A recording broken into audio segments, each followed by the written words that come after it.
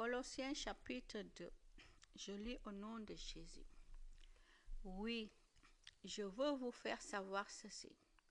Je dois lutter durement pour vous, pour les chrétiens de Laodicée et pour tous ceux qui ne m'ont jamais vu de leurs yeux. Je veux qu'ainsi leur cœur soit plein de courage, qu'ils soient unis dans l'amour et totalement remplis d'intelligence. Alors, ils connaîtront le projet caché de Dieu.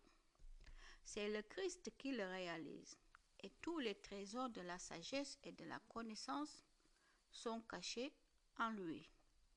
Je dis cela pour que personne ne vous trompe avec de beaux discours. Mais bien sûr, je suis loin de vous, mais mon cœur est avec vous. Je suis content de voir que chez vous, tout se passe dans l'ordre et que votre foi au Christ reste solide. Le Christ seul donne la vie. Vous avez reçu le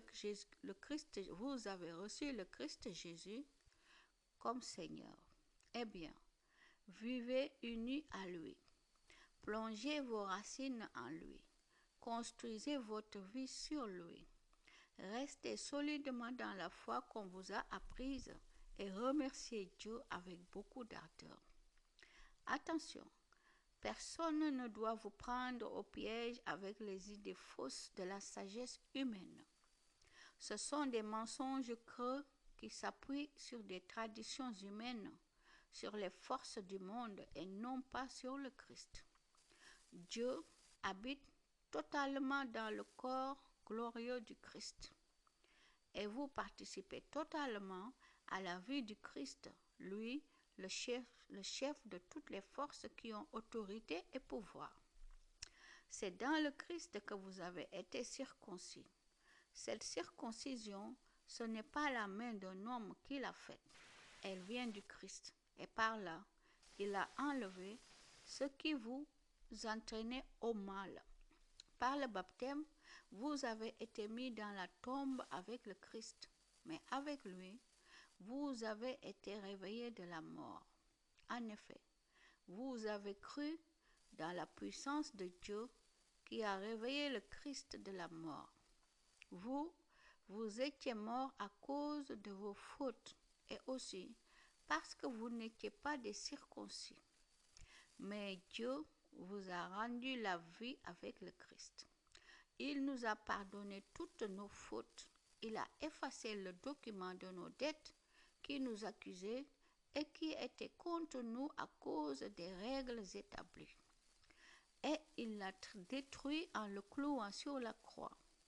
Dieu a enlevé leur puissance aux esprits qui avaient autorité et pouvoir.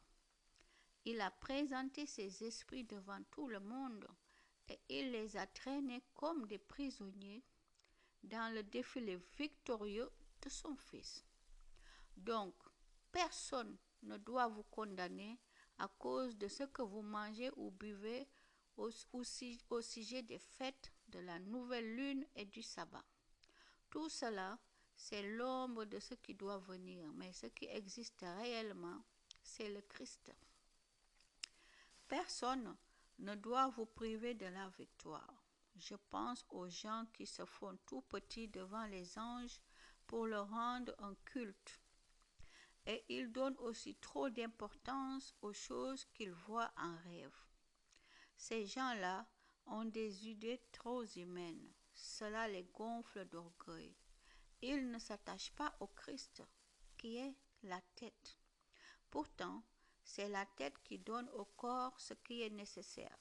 Par elle, les articulations et les muscles tiennent bien ensemble et c'est Dieu qui fait grandir ce corps. Vous êtes morts avec le Christ et les forces du monde ne comptent plus pour vous. Mais vous faites comme si votre vie était encore sous le pouvoir de ces choses-là. Pourquoi est-ce que vous obéissez à ces règles? Ne prends pas ceci, ne goûte pas cela, n'y touche pas. Elles sont faites pour des choses qui disparaissent dès qu'on s'en sert. Ce sont des règles et des enseignements inventés par les êtres humains. C'est vrai, Rendre un culte, se faire tout petit devant les anges, faire souffrir son corps, tout cela paraît sage. Pourtant, ces règles ne valent rien. Elles servent seulement à satisfaire des désirs humains.